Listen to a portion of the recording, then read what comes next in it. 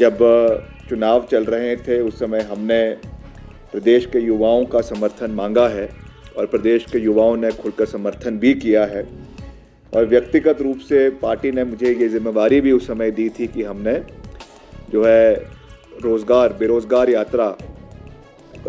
युवाओं को रोज़गार दिलवाने के लिए रोज़गार यात्रा का जो हमने पूरे प्रदेश के अंदर एक दायित्व निभाया था। तो इसलिए प्रदेश में जहाँ जो जिम्मेवारी मुझे सरकार ने विभाग की दी है, जिन विभागों की दी है, उसके बारे में तो मैं बात करूंगा ही, मगर उसके साथ साथ जो इन टोटलिटी कांग्रेस पार्टी की सरकार द्वारा, आदरणीय मुख्यमंत्री जी द्वारा और सब लोगों के द्वारा एक कलेक्टिव एफर्ट है, सब लोगों का जो कार्य किए गए हैं, मैं उसकी कुछ झलकियाँ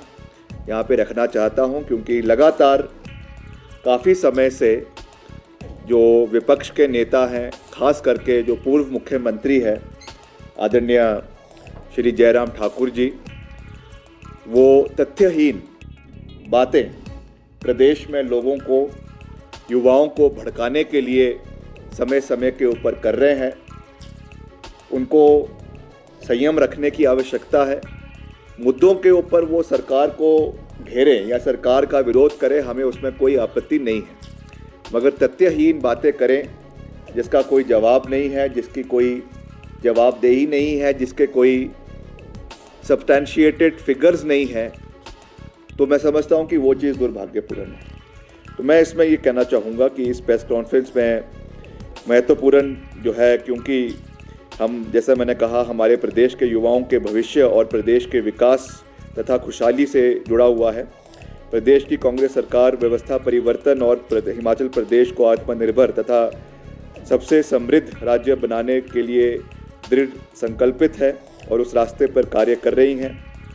अपने चुनावी वादों में हमने जहां शिक्षा की गुणवत्ता को बढ़ाने, महिलाओं को सम्मान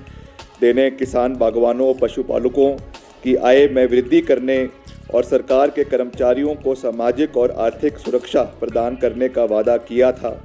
वहीं युवाओं को रोज़गार और स्वरोज़गार, जिसकी मैंने बात करी है,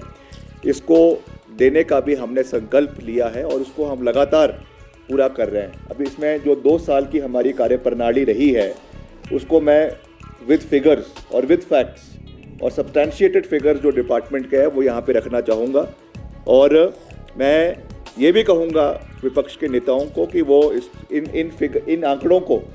विधानसभा के माध्यम से भी मांग सकते हैं, जहाँ पे हम इसको देने के लिए सार्वजनिक रूप से आपको देंगे, या आरटीआई के माध्यम से भी आपने मांगने हैं, वहाँ से भी आप मांग सकते हैं। But every figure that I am quoting today is substantiated, और ये आंकड़े जो है हमने हर डिपार्टमेंट से निकाल कर आज मैं आप लोगों के बीच में यहाँ पे रख रहा हूँ। तो इसमें जैसा मैं, हालांकि सरकारी क्षेत्र में रोज़गार प्रदान करने के लिए एक सीमा होती है, और आप जानते हैं हिमाचल प्रदेश वैसे भी, अगर हम पूरे प्रदेश के या पूरे देश के परिप्रेक्ष्य में देखें तो सबसे ज़्यादा पॉपुलेशन रेशो के हिसाब से एम्प्लॉयमेंट अगर कहीं पे सरकारी क्षेत्र में है तो वो हिमाचल प्रदेश में है। मगर उसके बावजूद हम ये लगातार प्रयास कर रहे हैं कि हम रोज़गार के साधन प्रदेश के अंदर ज़्यादा से ज़्यादा पैदा कर सकें। जैसे मैंने आपको कहा कि चाहे वो विद्युत परियोजनाएं हैं, पर्यटन की योजनाएं हैं, पशुपालन है, प्राकृतिक खेती है, कृषि, बागवानी, मत्स्य पालन है, ग्रामीण अर्थव्यवस्था है, और इन सब चीज़ों के लिए हम प्रयास कर रहे हैं। हमारी सरकार ने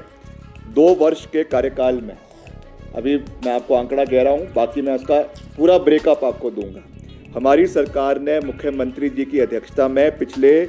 2 साल के कार्यकाल में 42,000 से अधिक युवाओं को रोज़गार के अवसर, 42,000 युवाओं को रोज़गार के अवसर प्रदेश के अंदर उपलब्ध करवाए हैं। और मैं आपको ये भी अभी आंकड़ा दूंगा कि 2 साल के भाजपा के कार्यकाल में कितनी नौकरियां जो है वो सरकार ने उनके पहले 2 साल के कार्यकाल में प्रदेश के अंदर दी है। 42,000 की नौकरियों के अवसर प्रदान किए, जबकि पूर्व भाजपा सरकार में 5 वर्ष के कार्यकाल में मात्र 20,000 नौकरियां जो है वो दी गई है। मैं इसका पूरा आपको ब्रेकअप दूंगा। हमने 2 वर्ष में सरकारी क्षेत्र में 500 से अधिक पद भरे हैं और स्टेट कैबिनेट ने जो है 20,000 पदों को, सिर्फ सरकारी क्षेत्र में 20,000 पदों को पिछले 2 साल के कार्यकाल में हमने उनको अप्रूव भी किया है, क्रिएट किया है और उनको जो है उनका कार्य जो है वो शुरू हो चुका है। जैसा मैंने कहा कि इसका डिपार्टमेंट वाइज ब्रेकअप करना भी बहुत आवश्यक है। एलिमेंट्री एजुकेशन में 3,202 पद जो है वो भरे जा चुके हैं। वर्ष 2025 में लगभग 8,000 पद और भरे जाएंगे। वैसे ही आपके 2,095 टीजीटी, शास्त्री और जेबीटी के पद शामिल है। इसके अलावा 245 पर स्पेशल एजुकेटर और 6,297 पद पर एनटीटी शिक्षक जो है वो शामिल है। हायर एजुकेशन की अगर हम बात करें तो इसमें 1,097 पद भरे गए हैं और 1,337 कर्मचारी जो है वो रेगुलर करवाए गए हैं। 769 कंप्यूटर टीचर्स की पोस्ट और एसएमसी के लोग टीचर्स की पोस्ट को limited LDR limited direct recruitment के माध्यम से जो है वो भरा जा रहा है। एसएमसी का मसला आप जानते हैं कि बहुत पुराना है और हमारी जो पूर्व कांग्रेस पार्टी की सरकार थी उस समय इसके प्रोसेस को शुरू किया गया था। बहुत सब बारी हमसे भी मिले और हमने भी, क्योंकि इसकी जब कैबिनेट की सब कमेटी की बैठक हुई थी उसमें हमने भी इसके ऊपर चर्चा करी, उसका मैं भी सदस्य था और वहाँ पे ये इनको हमने डिसीजन लिया कि ऑन कंपैशनेट ग्राउंड्स हम LDR के माध्यम से इनकी भर्तियों को प्रदेश के अंदर करवाएंगे और उसका फैसला जो है वो सरकार ने लिया है। पुलिस की 1,088 यानी 1,088 जो है करीबन आपके 1100 के करीबन भर्तियाँ पुलिस कांस्टेबल्स की चली हुई है जो अभी शुरू हो चुकी है और 1,000 अभी और आने वाले समय में जो है वो बहुत निकट भविष्य में उसका भी प्रोसेस शुरू हो जाएगा। वैसे ही 2061 आपके वन मित्र, ये भी हमारे जो है इसकी स्वीकृति प्रदान हुई है। इसका प्रोसेस भी बिल्कुल पारदर्शिता तरीके से जो है वो प्रदेश के अंदर चलाया जा रहा है और इससे भी हमारे युवाओं को प्रदेश के अंदर रोजगार के अवसर प्राप्त हो रहे हैं। मेडिकल एजुकेशन डिपार्टमेंट में 909 भर्तियां की गई है जबकि 270 पदों को भरने का काम जो है वो चला हुआ है। इसके अलावा 530 पोस्ट आउटसोर्स पर भरी गई है और 942 पोस्ट जो है उनको भरने की प्रक्रिया अभी जारी है। और महिलाओं एवं बाल विकास विभाग में 779, राज्य बिजली बोर्ड में 692, पशुपालन विभाग में 248, तकनीकी शिक्षा विभाग में 173, युवाओं को जो है वो और युवा सेवा और खेल विभाग में 172 पद भरे गए हैं। और जो पिछली सरकार के पेंडिंग रिजल्ट्स थे, क्योंकि इस पे भी बहुत सी राजनीति हुई, बार बार बयान काउंटर बयान, चाहे वो पूर्व मुख्यमंत्री की ओर से आए चाहे वो भाजपा के प्रदेश अध्यक्ष की ओर से आए कि हमने उनको शुरू नहीं किया है, उसके लिए अलग से जो है वो प्रोसेस चलाया गया और विभिन्न विभागों में जो भर्तियां पिछली सरकार के घोटाले के कारण लटकी पड़ी थी उनमें जांच करके 2,273 यानी 2,273 पोस्ट्स को क्लियर करके जो है उनको उसकी रिक्रूटमेंट का प्रोसेस जो है वो शुरू करवा दिया गया है। और इसके अलावा सरकारी क्षेत्र में विभिन्न श्रेणियों में 25,000 नए पद भरने की जो प्रक्रिया है उसको आने वाले समय में बहुत जल्द उसको भी शुरू करवा दिया जाएगा और जो बेरोज़गार युवा है उनको रोज़गार के इसमें नए मौके आने वाले समय में प्राप्त होंगे। और प्राइवेट क्षेत्र में, प्राइवेट सेक्टर की अगर हम बात करें तो इसमें भी 25,000 जो है 516 भर्तियां जो है वो करवाई गई है। हमने जो भी भर्तियां की है उसकी जानकारी, जैसा मैंने आपको कहा, हम विधानसभा के सभा पटल पर भी आपको देने के लिए विपक्ष को पूरी तरीके से जिम्मेवार तरीके से मैं इस बात को कह रहा हूं कि हम देंगे, या और भी अगर किसी भी तरीके से किसी भी प्लेटफॉर्म से वो मांगना चाहते हैं वो फ्री है। हम उसको ये आंकड़ा पूरी विद डॉक्यूमेंट्स जो है वो विपक्ष को देने के लिए तैयार है। और मनरेगा की दिहाड़ी, ये बातें मैं हर डिपार्टमेंट से एक क्यों कर रहा हूँ, क्योंकि ये ऐसी चीज़ें हैं जो हर व्यक्ति को छूती है। और मनरेगा की दिहाड़ी जो आपकी पहले 60 रुपये जो मनरेगा की दिहाड़ी 60 रुपये की ऐतिहासिक वृद्धि करके इसको 240 रुपये से 300 रुपये जो है वो सरकार के माध्यम से किया गया है। और ख़ास करके आपको ध्यान होगा जब आपदा का दौर था, क्योंकि जो पीडब्ल्यूडी की सड़कें हैं वो तो हमने डिपार्टमेंट के माध्यम से खोलने का कार्य किया, मगर उसके साथ साथ जितनी आपकी पंचायतों की सड़कें हैं जो बंद हो गई थी, जिनमें जेसीबी कई जगहों पे नहीं लग सकती थी, वहाँ पर उन सड़कों को खोलने का कार्य मनरेगा के माध्यम से, पंचायतों के माध्यम से इसको करवाया गया और इसकी जो कैपेसिटी है उसको 1 लाख रुपए तक बढ़ाया गया। ये भी मैं समझता हूँ कि एक ऐतिहासिक कदम सरकार की ओर से लिया गया, जिससे ग्रामीण अर्थव्यवस्था को जो है वो मजबूत किया जा रहा है। और इसके साथ साथ जो एक बहुत महत्वपूर्ण हमारा प्रोजेक्ट है सेल्फ एम्प्लॉयमेंट के लिए, जो मिल्क प्रिक्योरमेंट है, पहली बार हिमाचल के इतिहास में दूध को भी एमएसपी के दायरे में लाकर जो है भैंस के दूध को 47 रुपये से बढ़ाकर 55 रुपये और आपके गाय के दूध को 32 रुपये से बढ़ाकर 45 रुपये किया गया है। और इसकी प्रिक्योरमेंट ऑल टाइम हाई करवाई जा रही है। और इसके साथ जिला कांगड़ा के अंदर जो हमारा हिमाचल का बहुत महत्वपूर्ण इलाका है, वहाँ पर 1.5 लाख से 3 लाख लीटर प्रतिदिन की क्षमता का ऑटोमेटिक मिल्क प्रोसेसिंग प्लांट जो है वो कांगड़ा के अंदर उसका अभी शिलान्यास किया गया है। उसके लिए बजट का प्रोविज़न सरकार द्वारा किया गया है और आगामी आने वाले समय में जो है उसका फ़ायदा वहाँ के लोगों को मिलेगा, इसका भी मैं आपको ये कहना चाहता हूँ। बाकी जैसा मैंने आपको कहा था कि भाते हैं कि पिछली हिमाचल प्रदेश सरकार के ऊपर 75,000 करोड़ का ऋण जयराम जी की सरकार छोड़कर गई और मैं इसमें कोई राजनीति नहीं करना चाहता हूँ। मैं बार बार इस विषय पर ये मैंने बात उठाई है और ये कोई राजनीति का मसला होना भी नहीं चाहिए। सरकारें कंटिन्यूटी में चलती है, इसमें कोई दो राय नहीं है कि 75,000 करोड़ का ऋण हमको जो है पिछली सरकार से मिला। हमारी सरकार के 2 साल के कार्यकाल में भी हमने करीबन 30,000 करोड़ रुपए का ऋण लिया है। मगर उसमें सबसे महत्वपूर्ण बात क्या है? सबसे महत्वपूर्ण बात यह है कि हमने जो हमारी कमिटेड रिस्पॉन्सिबिलिटीज़ है, चाहे हमारे पेंशन है, हमारा सैलरी है, हमारा लोन है, लोन का जो इंटरेस्ट है उसकी अदायगी में जो है अधिकतर पैसा सरकारी कोष का खर्च हुआ है। इसमें महत्वपूर्ण बात क्या है? महत्वपूर्ण बात यह है कि सरकार ने रिसोर्स मोबिलाइजेशन की ओर पहली बार ध्यान एकत्रित किया है। और जैसा मैंने आपको कहा कि ये कोई राजनीतिक मसला नहीं है, बार बार इसके ऊपर ध्यान हमको आकर्षित करने की आवश्यकता है कि how are we going to face the future generation in Himachal Pradesh. उसके लिए क्या सब्सटैंटिव स्टेप्स वर्तमान कांग्रेस पार्टी की सरकार ने लिए हैं, जिनका एक long term benefit Himachal Pradesh के युवाओं को मिलेगा। चाहे वो हमारी एक्साइज पॉलिसी है, चाहे वो हमारी माइनिंग पॉलिसी है, चाहे वो हमारी हाइड्रो इलेक्ट्रिसिटी पॉलिसी है, चाहे वो सोलर पॉलिसी है, चाहे वो आपके ग्रीन हाइड्रोजन की पॉलिसीज़ है प्रदेश में। आज उसमें नए कदम कांग्रेस पार्टी की सरकार ने, माननीय मुख्यमंत्री जी ने लिए हैं। और मैं इस चीज़ को कहने में भी गुरेज नहीं कर रहा हूँ कि कुछ कड़वे कदम भी मुख्यमंत्री जी ने लिए हैं, जिसका हो सकता है कि आज इतना पॉपुलिस्ट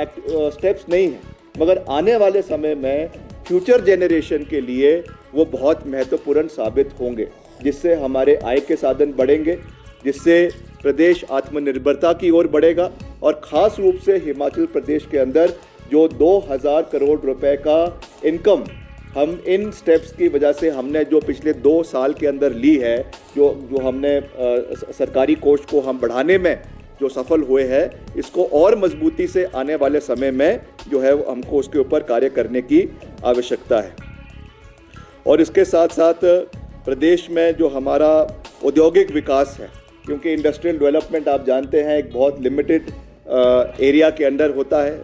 लिमिटेड एरियाज़ है, चाहे वो बद्दी है, चाहे वो आपका कालाअंब का इलाका है या आपके पौंटा साहब का इलाका है। मगर उसमें भी हम लगातार ये प्रयास कर रहे हैं कि नए इन्वेस्टमेंट्स हिमाचल प्रदेश के अंदर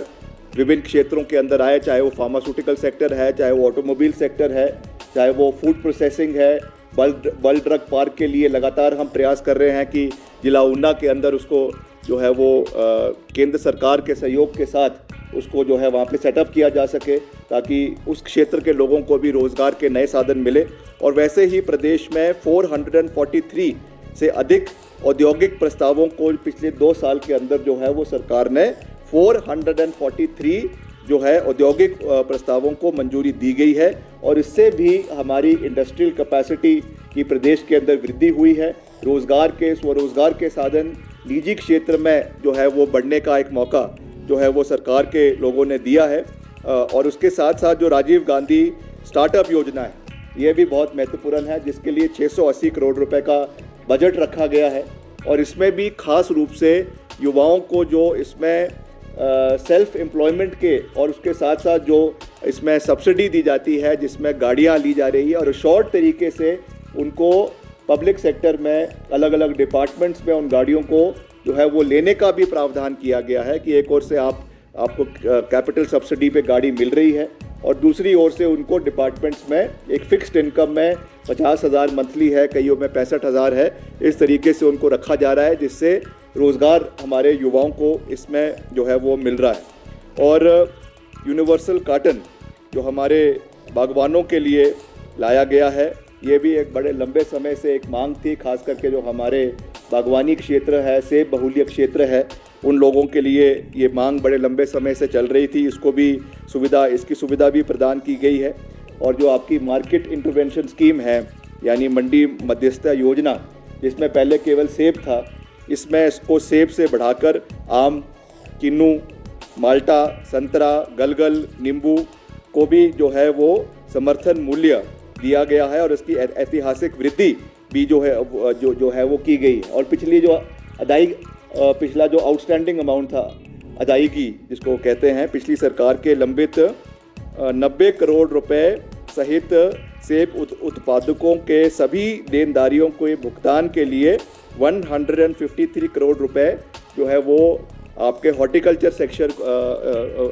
विभाग द्वारा जो है वो जारी किए गए हैं। ये भी एक बहुत महत्वपूर्ण कदम है। इसके साथ साथ पूरे 2018 के से लेकर 2022 का जो कार्यकाल रहा, उसमें अगर हम सरकारी क्षेत्र के आंकड़ों की बात करें तो उसमें आपकी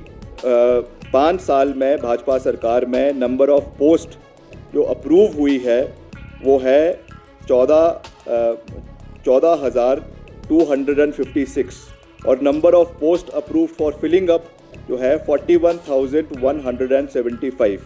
कुल मिला के जो ग्रैंड टोटल है 5 साल का सरकारी क्षेत्र में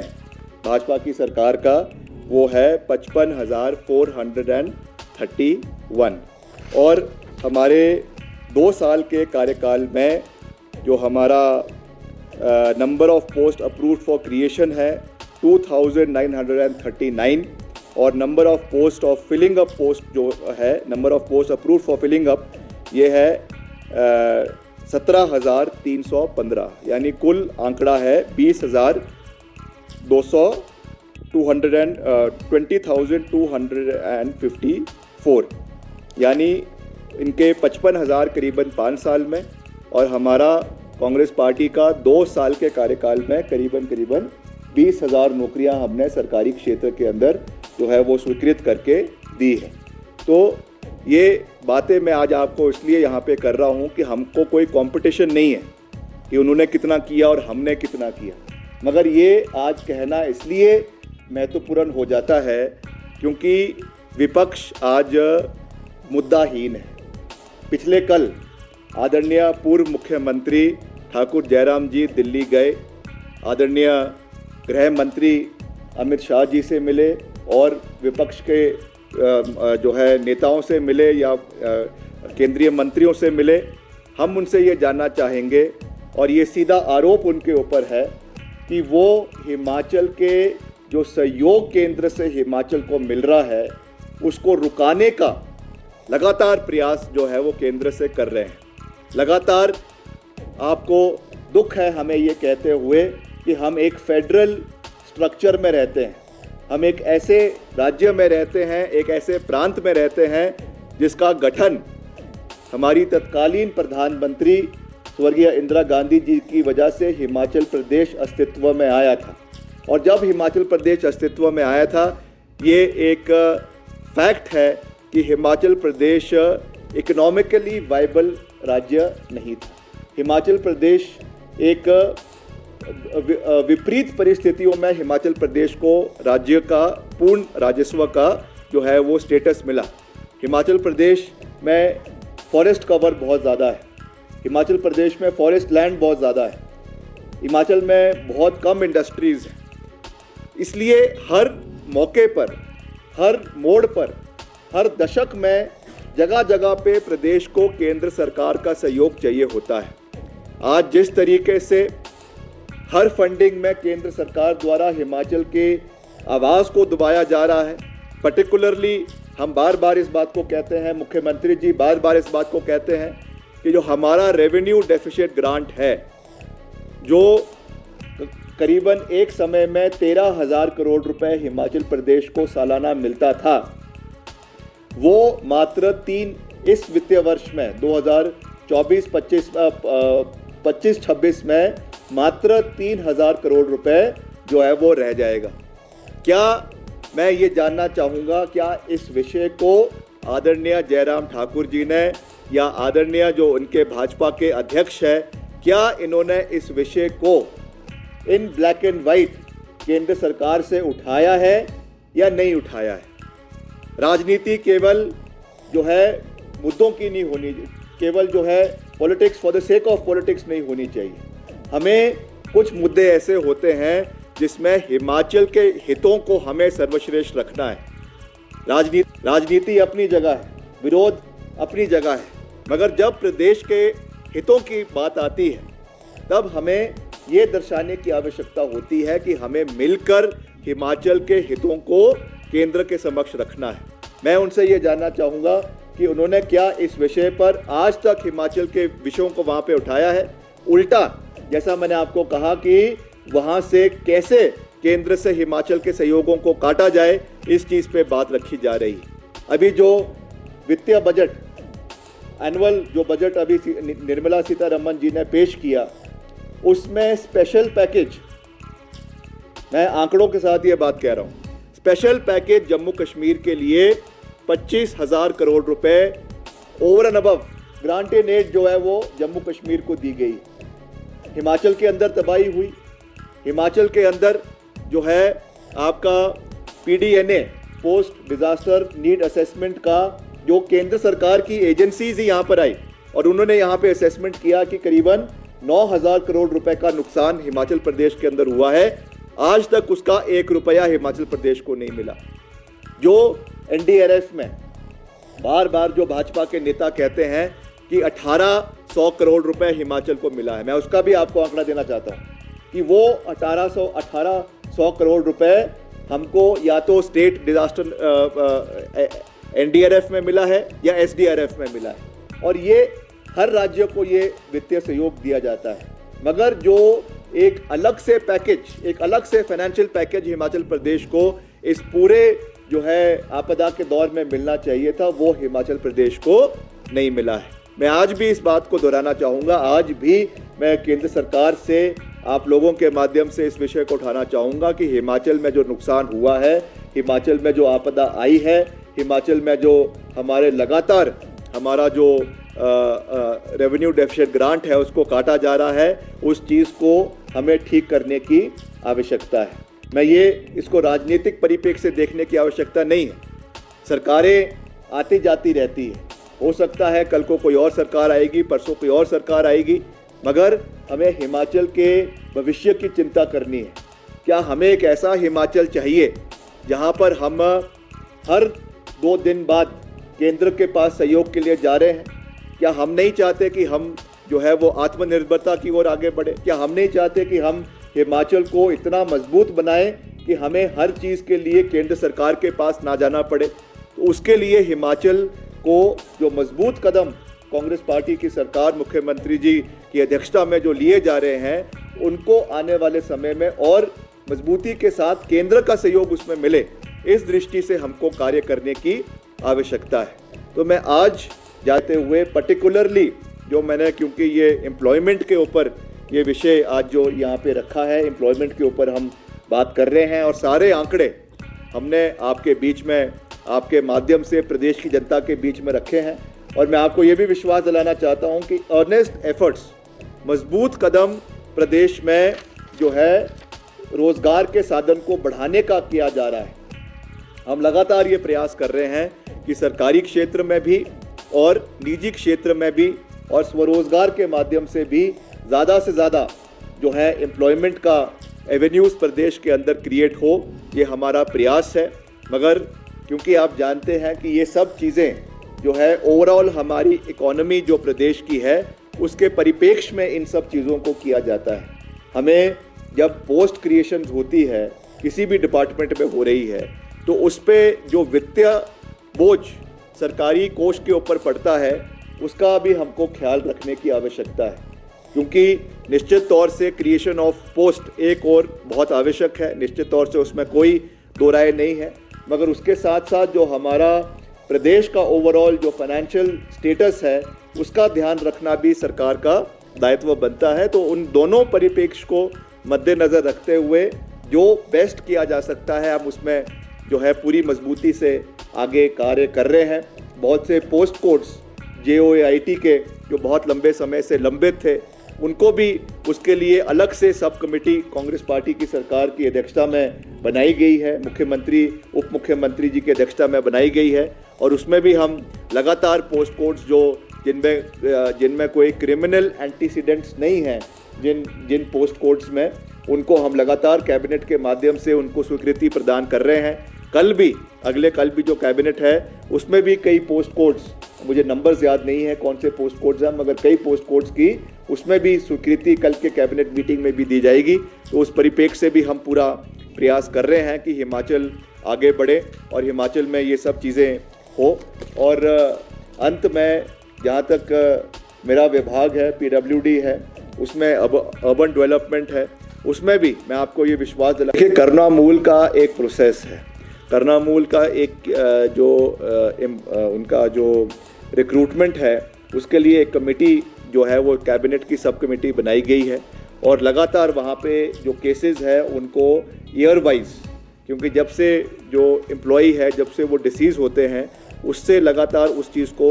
उसके बाद उसका प्रोसेस ईयर वाइज उसको मेरिट के ऊपर देखा जाता है। तो उसको हम पूरी मजबूती से जल्द वो चीज़ें हो उसके लिए पूरा प्रयास कर रहे हैं, इसको एक्सपर्टाइट करने का पूरा प्रयास कर रहे हैं। अब इसमें अभी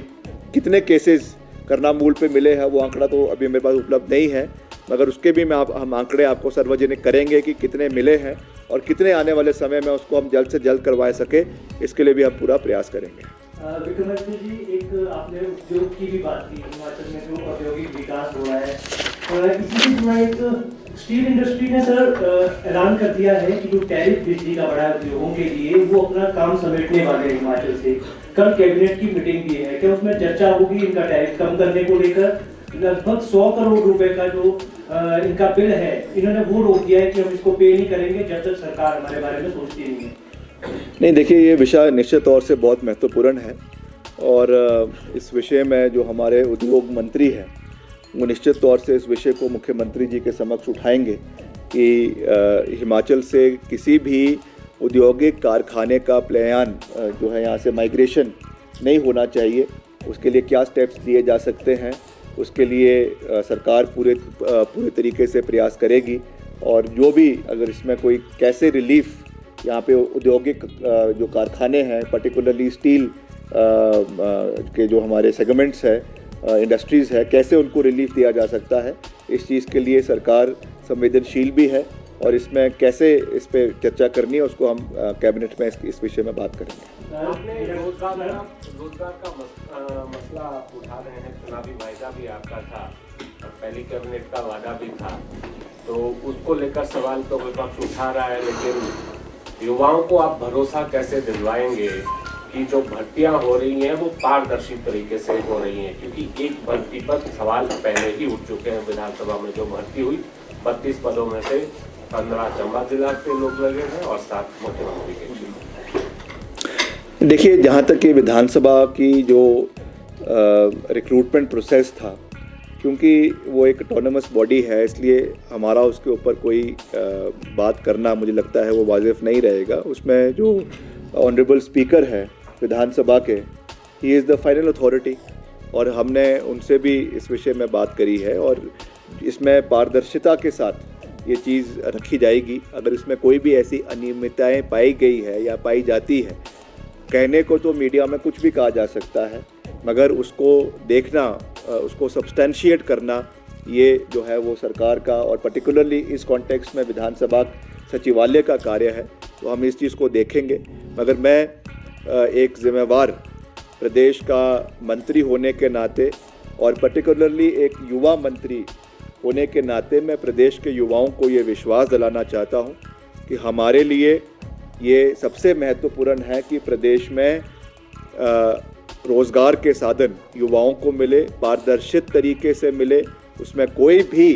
किसी भी तरीके का फेवरेटिज़म नहीं होगा। मुख्यमंत्री जी उस चीज़ का पूरा ख्याल रख रहे हैं, और अगर ऐसा कोई हमारे जहन में ऐसा कोई इंस्टेंस आता है तो मैं आपको पूर्ण रूप से विश्वास दिलाता हूं कि हम इस विषय को हर जो है वो प्लेटफॉर्म के ऊपर उठाएंगे और पारदर्शिता से हर विभाग के अंदर रिक्रूटमेंट हो, उसका हम पूरा प्रयास करेंगे। के युवाओं से करना चाहता हूं, आज ये मेन प्रेस कॉन्फ्रेंस का जो मुख्य एजेंडा था वो प्रदेश के युवाओं को संबोधित करना है। हम जानते हैं कि आपने बहुत महत्वाकांक्षाओं के साथ कांग्रेस पार्टी की सरकार को चुना है, और मैं आपको ये विश्वास दिलाना चाहता हूँ सरकार की ओर से कि विपरीत परिस्थितियों में भी